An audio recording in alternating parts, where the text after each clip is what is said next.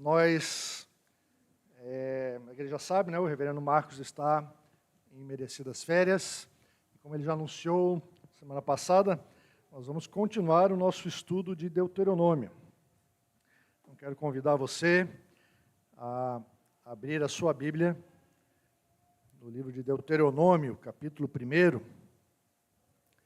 versículos 26 a 33. Deuteronômio, capítulo 1, versículos 26 a 33.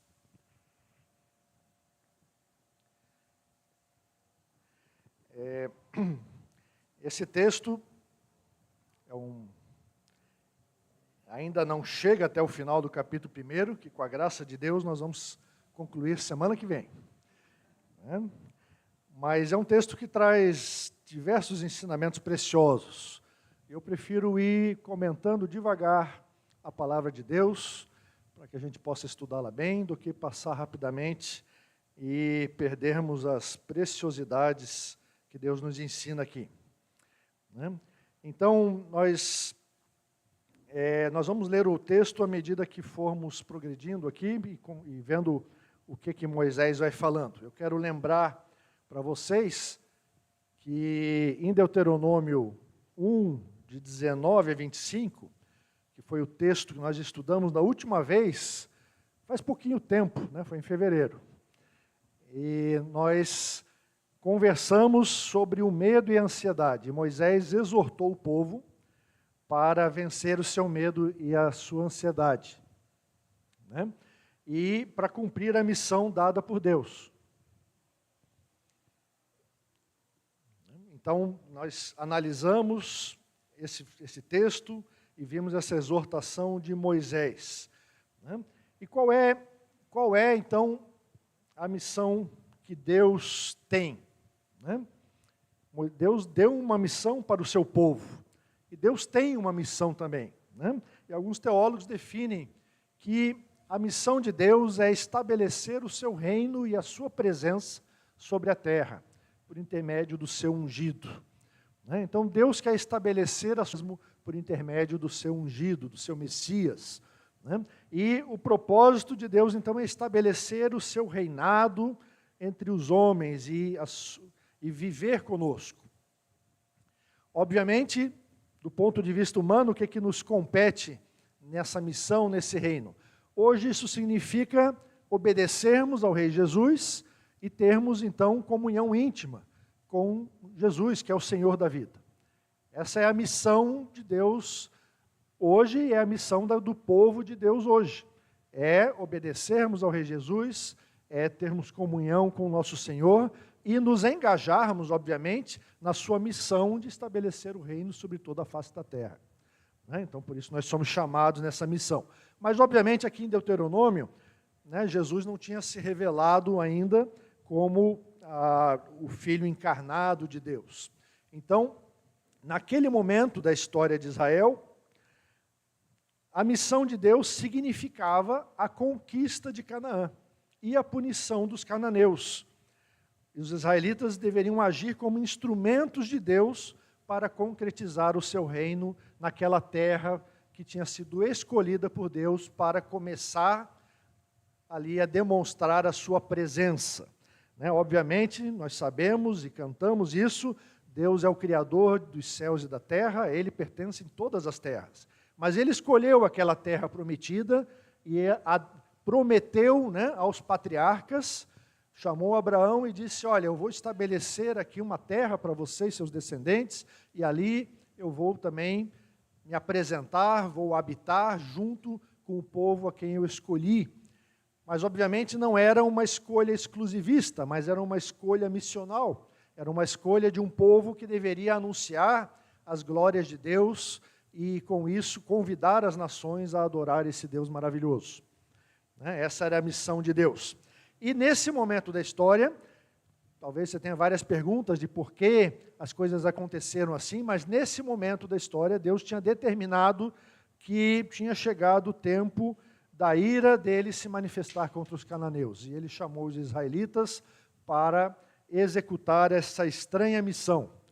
Hoje a igreja acharia muito estranho, né, se fosse chamada a se engajar numa missão dessa de guerra santa. Graças a Deus, Deus não tem mais, né, graças a Ele mesmo, Ele não nos chama mais para isso. Mas, pelo menos não uma guerra santa física, né, mas estamos certamente envolvidos numa guerra espiritual contra os poderes e potestades desse mundo. Então, os israelitas foram chamados a isso. E se você lembra lá do texto, se você for olhando aí a sua Bíblia e olhando aí os versículos 19 a 25, você vai ver que Moisés está revisando o que aconteceu lá em Números e está lembrando que os espias, né, os 12 espias foram até a terra de Canaã e voltaram com produtos para mostrar o que tinha de bom naquela terra, voltaram com um relatório de coisas maravilhosas, mas também um relatório de várias coisas negativas. E no versículo 25, nós terminamos, né, o texto termina naquela expectativa de que é terra boa que nos dá o Senhor.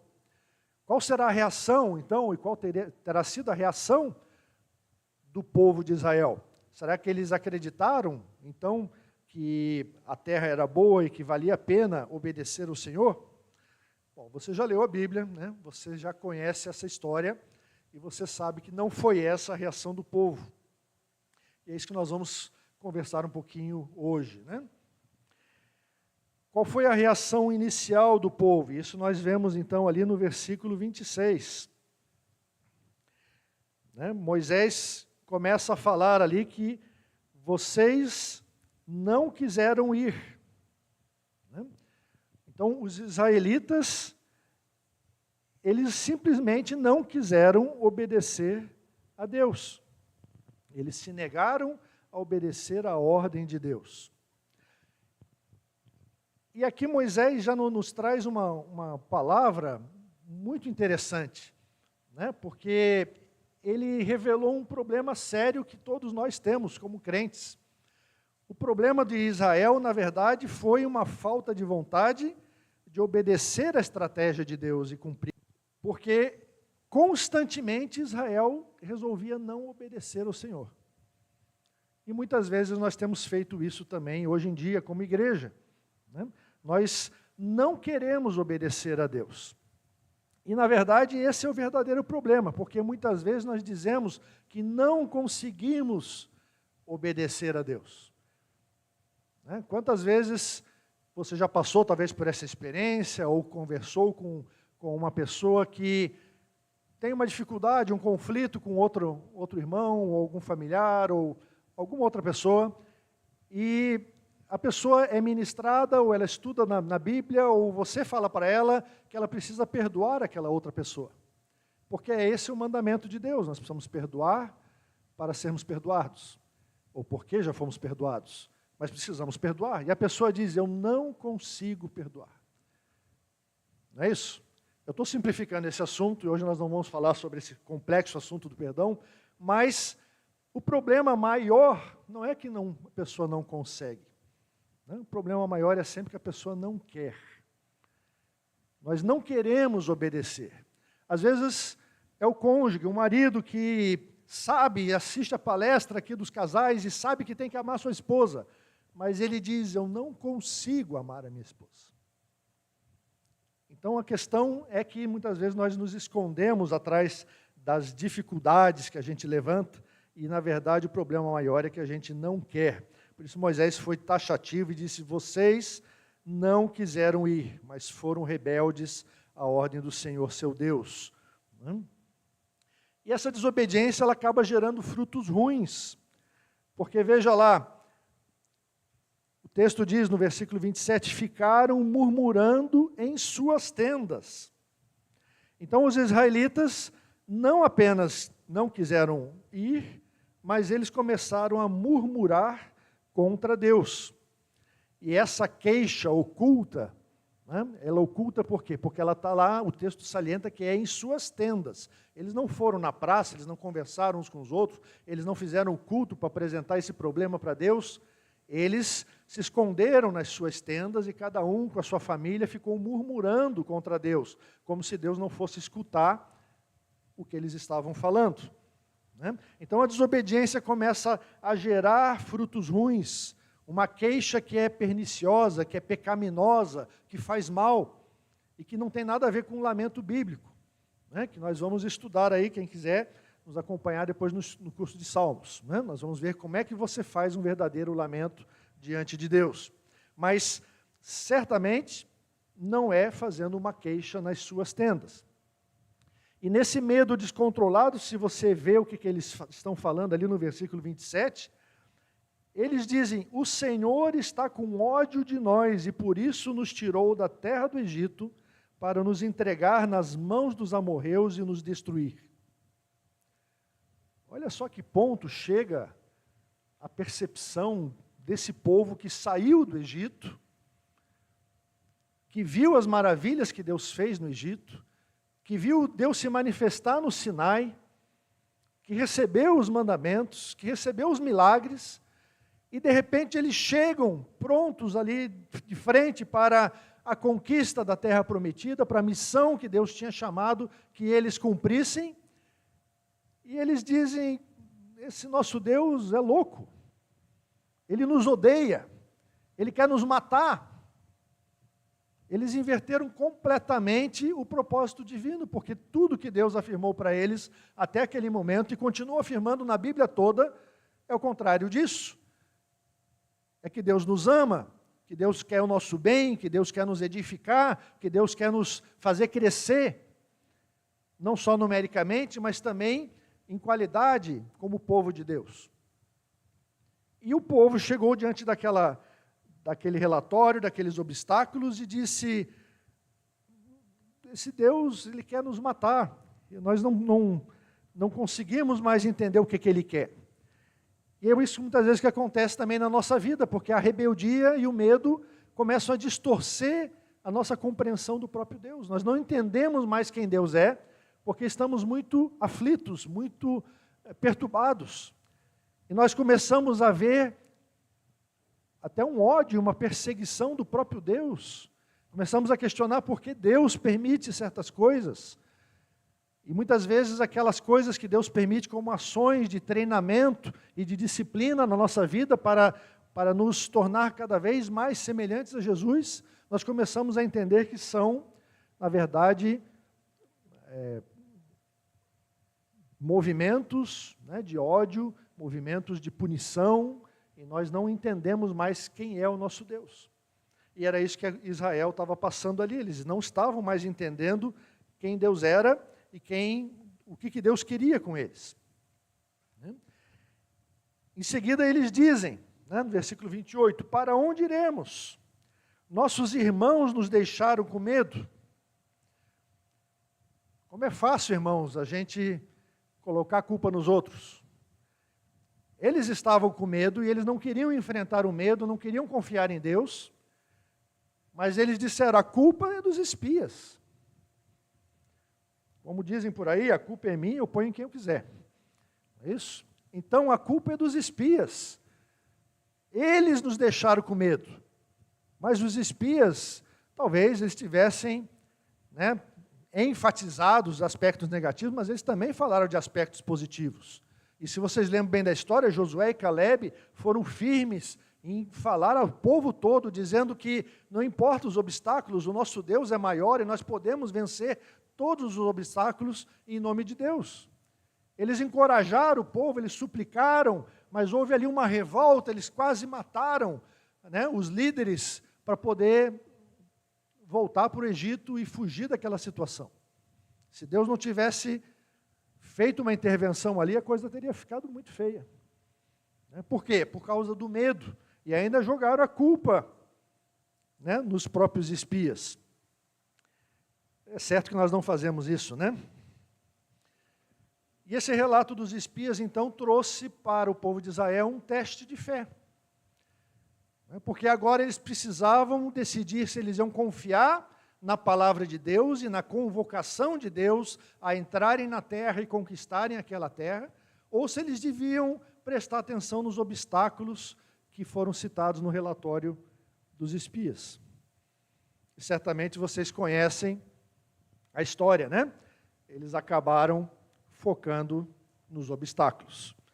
E o texto do versículo 28 continua e nos traz aqui vários obstáculos que eles listaram. Eles dizem: nossos irmãos nos deixaram com medo, dizendo: aquele povo é maior e mais alto do que nós, as cidades são grandes e fortificadas até o céu. Também vimos ali os filhos dos Anaquins. Então, aquele povo, que na verdade eram vários povos que habitavam, mas generalizando como um povo dos cananeus, aquele povo tinha um físico superior, era maior, era mais alto. As cidades eram grandes, a cultura era desenvolvida, eram fortificadas até o céu, tinham muralhas, havia destreza militar. Eles viam que não era um simples povo, não eram camponeses, não bastava só chegar e conquistar a terra. Eles iam ter que travar batalhas sérias. E finalmente eles viram também os filhos dos Anaquins, que são alguns gigantes que a Bíblia menciona. Também não vamos entrar agora nessa explicação de por que tinha, por que não tinha, mas a Bíblia fala que tinha lá em Canaã, naquela época, algumas pessoas que eram gigantes perto dos demais. E tudo isso assustou muito o povo. Eles olharam para esses obstáculos, eles focaram nos obstáculos. Então essa foi a reação inicial do povo, eles começaram a pensar nos obstáculos da missão. E é isso que também deve falar o nosso coração hoje, porque nós devemos ficar pensando também e tentar achar, na missão que Deus tem dado para nós, quais são os obstáculos que nós levantamos, quais são os obstáculos que nós encontramos. E será que eles nos impedem de cumprir a missão de Deus? Então vamos continuar analisando o texto para ver o que mais nós descobrimos aqui naquilo que está acontecendo com o povo de Israel. E a partir do versículo 29, uma vez que eles apresentaram esses problemas, Moisés, então, ele retoma a palavra. Ele já tinha feito toda aquela exortação no trecho anterior, do 19 até o 25, encorajando a vencerem o medo e a ansiedade, mas ele é um pastor persistente, perseverante, ele continua exortando, ele continua tentando animar o povo. Então Moisés lhes disse: não fiquem apavorados, não tenham medo deles. E no versículo 30 ele diz: o Senhor, o seu Deus, que vai adiante de vocês, Ele lutará por vocês, segundo tudo que viram que Ele fez conosco no Egito e também no deserto, onde vocês viram que o Senhor, seu Deus, os levou, como um homem leva o seu filho, por todo o caminho pelo qual vocês andaram, até chegar a este lugar. Aí, nesses versículos 29 até 31, nós já temos aqui duas figuras que Moisés usa para apresentar Deus. Deus, o nosso Deus, Javé, é um Deus guerreiro. A Bíblia o chama de o Senhor dos Exércitos. Ele é o Deus das batalhas. Ele é o Deus que vence o inimigo. E hoje no Ocidente, numa cultura muito mais pacífica, onde nós não temos essa perspectiva da batalha e da guerra na nossa vida, graças a Deus, nós perdemos esse foco, nós não entendemos, mas para o povo de Israel isso era muito claro. Eles estavam prestes a entrar em batalha contra vários povos. E Moisés está lembrando: Deus, o nosso Deus, Ele vai adiante, Ele luta por vocês. E o Antigo Testamento, em vários textos, vai repetir essa preciosa informação, que o nosso Deus é o Deus que luta por nós. Ele vai junto conosco na batalha, mas Ele também vai adiante e luta por nós. Quando você chega na batalha, a batalha já está praticamente resolvida, porque Deus está controlando toda a circunstância, quando você confia em Deus. Então, Javé é um guerreiro vitorioso, mas Moisés fala também, logo no outro versículo, que ele é um pai amoroso, porque ele diz ali, que vocês experimentaram essa questão do Deus guerreiro em tudo que Deus fez lá no Egito, mas no deserto vocês viram também essa outra faceta de Deus, que Ele os levou como um homem leva o seu filho, a tiracolo, no colo, ou sobre os ombros, mas Ele carregou por todo o caminho que vocês andaram. Deus estava presente. E esse texto facilmente nos remete, nos lembra do Salmo 23, quando diz lá que ainda que eu ande pelo vale da sombra da morte, não é isso? Não temerei, porque tu estás comigo. O salmista sabia disso, mas os israelitas parecem ter esquecido disso, que durante aqueles 40 anos que eles estavam navegando no deserto, Deus estava presente. Deus os protegeu, Deus cuidou deles, como um pai amoroso. E Moisés continua, logo depois ali no versículo 33, ele diz que Deus foi adiante de vocês por todo o caminho para procurar o lugar onde deveriam acampar. De noite estava no fogo, para mostrar o caminho por onde vocês deveriam andar, e de dia estava na nuvem. Então, o nosso Deus é também um guia confiável. Ele vai adiante, ele prepara o caminho, ele escolhe onde devemos acampar, ele escolhe onde você vai morar, ele escolhe o que vai acontecer na sua vida. É Deus que controla a nossa vida. Nossa vida não é cheia de acasos, ela é cheia de ações de Deus. Às vezes nós não entendemos, às vezes nós enfrentamos adversidades, às vezes falta o emprego, às vezes vem uma enfermidade, às vezes vem o desânimo, às vezes vem um conflito. Nós não entendemos as coisas que acontecem na nossa vida, mas Deus está ali presente. Ele está controlando todas as circunstâncias, Ele está nos levando a crescermos através dessas circunstâncias e dessas adversidades.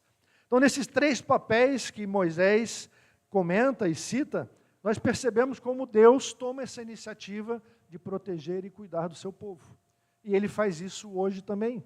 Ele continua cuidando de nós, batalhando por nós, nos levando no colo quando é necessário e também nos mostrando o caminho e preparando o caminho para nós andarmos, tanto de dia quanto de noite. Por quê? Porque o nosso Deus é soberano. E isso fala muito, ressoa muito com aquilo que o Novo Testamento também apresenta, né? Porque Deus controla todas as circunstâncias. E Paulo vai concordar com isso e vai afirmar isso lá em 1 Coríntios, capítulo 10. Ele diz lá: não sobreveio a vocês nenhuma tentação que não fosse humana, mas Deus é fiel e não permitirá que vocês sejam tentados além do que podem suportar. Que texto precioso esse, irmãos. Texto para você recortar, imprimir, né? Não precisa recortar da sua Bíblia, imprime, né? E faz um papelzinho, cola lá na parede do seu quarto, coloca na sua carteira. Lembre-se de que Deus está controlando tudo que acontece na sua vida. Não há tentação que você não possa vencer. Ou seja, você não tem essa desculpa de dizer que a tentação foi muito grande. Até isso Paulo já tirou da gente, né? Não pode dizer o obstáculo era muito grande, a tentação era muito grande, nós não conseguimos porque era muito difícil. Porque Paulo está revelando aqui um princípio que percorre todo o Antigo Testamento e também o Novo. Deus é soberano e Deus permite que as circunstâncias que nos atingem, que nos acometem, elas estejam debaixo das nossas possibilidades. Ele sabe até onde nós podemos alcançar. A gente sabe isso, a gente lembra da história de Jó, né? Porque Deus disse, não, falou lá para Satanás, né? Pode testar o Jó, pode ir, eu confio nele, eu sei até onde ele pode ir. Deus conhecia o coração de Jó melhor do que Jó. Deus apostou em Jó, né? Porque ele sabia do relacionamento que ele tinha, ele sabia da fidelidade de Jó e até onde Jó precisava ir, e até mesmo o que Jó precisava descobrir a respeito de si mesmo, que ele descobriu através de todo aquele sofrimento, e ele cresceu através daquela experiência toda. Mas Deus, então, ele sabe, ele permite as circunstâncias mais estranhas, mais dolorosas na nossa vida, por quê? Porque ele tem um propósito. E às vezes o propósito não vai ficar claro para você por muito, muito tempo. Talvez você até morra sem saber o propósito, mas Deus tem um propósito. E Ele vai usar a sua vida, as circunstâncias pelas quais você passou, para a honra e glória do seu nome. Na versão da Bíblia Hack, que eu vou produzir um dia, esse versículo ele pode ser resumido e mais traduzido assim: Deus manda o frio conforme o tamanho do cobertor. Não é isso? Se o seu cobertor é pequenininho, vai vir um frio pequenininho. Se você tem um cobertor grandão, um edredom, aí Deus pode mandar um frio maior. É mais ou menos isso que Paulo está falando, não é isso? Ou seja, não precisa você ficar chorando e reclamando do frio, porque Deus proveu o cobertor. Então você tem cobertor suficiente para, né, o seu frio. Falando aqui metaforicamente, se você estiver passando frio, só falar com a liderança da igreja aqui, que a gente dá uns cobertores aí, para você também não ficar passando frio físico. Né? Mas, apesar de todo esse encorajamento, apesar de Moisés instar com ele e tentar revelar o caráter de Deus e mostrar como Deus é amoroso e cuidadoso, e um Deus que batalha os nossos inimigos, qual foi a reação do povo? Né? Moisés falou ali no versículo 32, que nós pulamos naquele momento, mas nem assim vocês creram no Senhor, seu Deus. Eles estavam decididos a não crer em Deus. Eles não tiveram fé, né? Eles não entraram na terra prometida naquele momento e não entraram posteriormente no descanso de Deus. E o autor de Hebreus vai trabalhar isso lá no capítulo 3, no capítulo 4, depois você dá uma lida em casa, ele vai mostrar como que Israel não entrou no descanso de Deus, porque não teve fé, por causa da sua incredulidade. E ele exorta o leitor, ele diz para nós, tome cuidado você também, para que você não tenha um coração incrédulo, um coração duro, e também deixe de entrar no descanso de Deus. Porque nós precisamos ter fé em Deus e fé no ungido de Deus, Jesus Cristo, para podermos entrar no descanso de Deus e termos essa comunhão maravilhosa na presença dEle.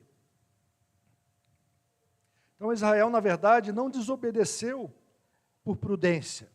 Algumas vezes, né, aparecem circunstâncias que exigem ousadia, mas muitas vezes ela é uma ousadia insensata, né? E às vezes você não deve seguir alguma coisa só porque ela é arriscada ou ousada. Nem tudo que é ousado ou arriscado é um ato de fé. Às vezes é um ato de insensatez. Então nós precisamos colocar essas coisas diante do Senhor, precisamos orar, precisamos buscar o conselho de irmãos mais experientes, precisamos ter prudência. Mas não foi esse o caso de Israel. Não foi um conselho tomado depois de muita oração e de consulta ao Senhor e de consulta aos anciãos. Antes foi uma decisão tomada naquele pânico gerado pelo relato dos espias. Ao perceber como eles iam ter dificuldades em vencer as batalhas, ao perceber o tamanho dos obstáculos, eles simplesmente resolveram não crer. Eles não creram por medo das circunstâncias. E a fé, ela não é um salto no escuro. Algumas pessoas às vezes falam disso, né? De você fechar os olhos e ir pela fé. A fé não precisa fechar os olhos. A fé, ela tem os olhos fixos no Senhor Deus. É diferente. A fé acredita naquilo que Deus diz, naquilo que Deus já fez e naquilo que Ele prometeu que Ele vai fazer. Então a fé, ela não está baseada numa ação arriscada, que simplesmente dá um passo para frente com os olhos fechados, sem ver se tem um abismo ou não. Não, a fé, ela vai ultrapassar o abismo se Deus disser, eis aqui um caminho, pode pisar. Então você pode andar até mesmo sobre o abismo. É a fé que fez com que Pedro acreditasse nas palavras de Jesus e pudesse caminhar sobre as águas. Mas no momento que Pedro começou a perceber as circunstâncias, os obstáculos, ele afundou como os israelitas. Ele não teve mais fé, ele foi olhar os obstáculos, e daí ele começou a afundar. Nós temos que olhar para Jesus, nós temos que olhar para o nosso Deus, para o consumador da nossa fé, para que nós tenhamos vitórias, para que nós possamos cumprir a missão de Deus.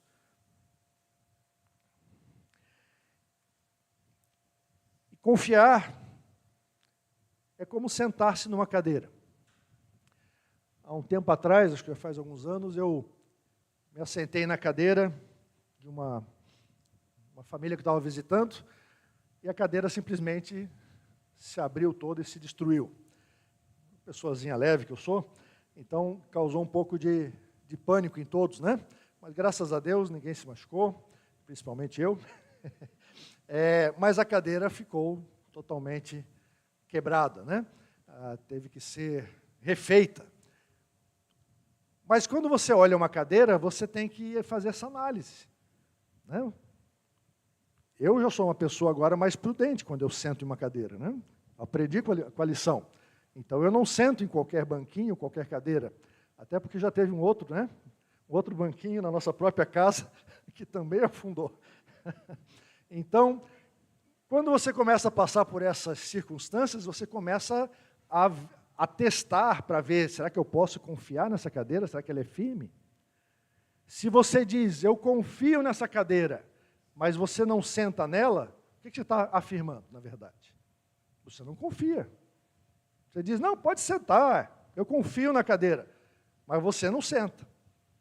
Quando você confia, você senta, você entrega a sua vida, você se coloca à mercê daquele instrumento, né? Quando você senta na cadeira, você não tem nem muito onde se segurar, porque se a cadeira cair, você vai cair junto. Não dá para sentar na cadeira e ficar se segurando na parede ou em alguma outra pessoa. Você só senta, você confia. Confiar é assim, é sentar-se na cadeira, é colocar-se completamente debaixo das mãos de Deus. É confiar em Deus, é confiar que Ele vai fazer.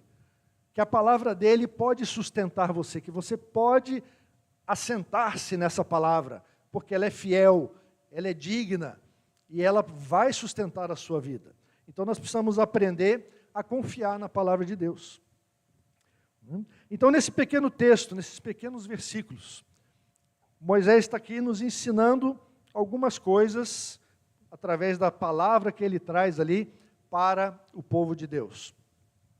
E por isso que eu não consegui chegar até o final do capítulo, porque nós já temos bastante coisa para pensar só nesses poucos versículos.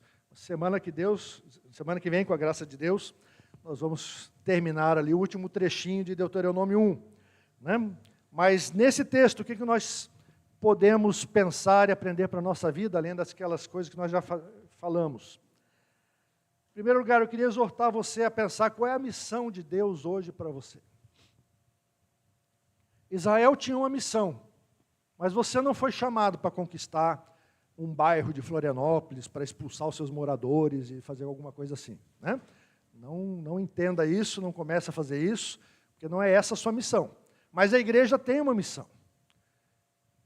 A igreja tem uma missão e constantemente, né, nós temos aqui ouvido a palavra de Deus que fala sobre a missão da igreja. Qual é a missão de Deus para você? Será que quando você diz não consigo obedecer, o seu problema verdadeiro é que você não quer? Como é que está o seu coração? Como é que você se coloca diante dos obstáculos, né? Você reclama e esperneia por causa do que Deus tem permitido acontecer na sua vida? Ou você reconhece que Deus é soberano sobre as circunstâncias, você reconhece que Deus está atuando no meio dessas circunstâncias, e que ainda que seja possível você levantar um clamor, uma oração, um lamento diante de Deus, você também deve reconhecer que Deus é soberano, e que Deus está no controle da situação. Enfim, você foca nos obstáculos ou no poder soberano e protetor de Deus que convoca você para a missão? É uma palavra simples, né? Uma palavra talvez até pequena, não traz nenhuma novidade daquilo que você já conhece das Escrituras, mas eu acho que é uma palavra que deve falar a nós hoje, né? E, como sempre, né, Deus sabe muito mais do que todos nós, e hoje teremos, inclusive, esse momento, um momento de que a igreja envia pessoas. A igreja tem enviado pessoas para a missão, a igreja está em missão, e nós teremos esse momento logo em seguida. Por quê? Porque mesmo sem saber que essas coisas iam acontecer hoje, Deus colocou no meu coração de falar e compartilhar com os irmãos essa mensagem. E Ele a concretiza também na vida da igreja, porque o nosso Deus é soberano. Ele controla todas as circunstâncias, Ele controla tudo que vai no nosso coração. É óbvio, nós somos pecadores, nós somos duros, nós somos rebeldes, mas Deus está lá perseverando, como um Pai amoroso, como alguém que quer nos trazer para perto dEle. E é o que eu quero exortar a igreja e conclamar a igreja a pensar sobre isso e a meditar sobre a sua missão na presença de Deus. Vamos orar e quero convidar logo em seguida o grupo de louvor também a vir à frente. Senhor Deus, obrigado pela experiência do povo de Israel lá no passado. Obrigado porque, como Paulo diz, tu registraste essas coisas para o nosso aprendizado, para que pudéssemos meditar e crescer, olhando o que já aconteceu com o teu povo no passado. Nós não queremos ser rebeldes, Senhor, nós não queremos ser incrédulos. Afasta de nós toda incredulidade. Trabalha no nosso coração através do teu Santo Espírito, para que creiamos no Senhor da vida, creiamos em Cristo Jesus, o nosso Senhor, e na missão que Ele tem delegado à tua igreja. E levanta, Senhor, os nossos ânimos, levanta a nossa coragem para que possamos nos ajuntar a Ti na Tua missão, para que possamos nos engajar naquilo que Tu queres fazer por toda a terra, para que possamos cooperar contigo na expansão do Teu reino. Assim eu te peço que abençoes a cada um de nós aqui, em nome de Jesus.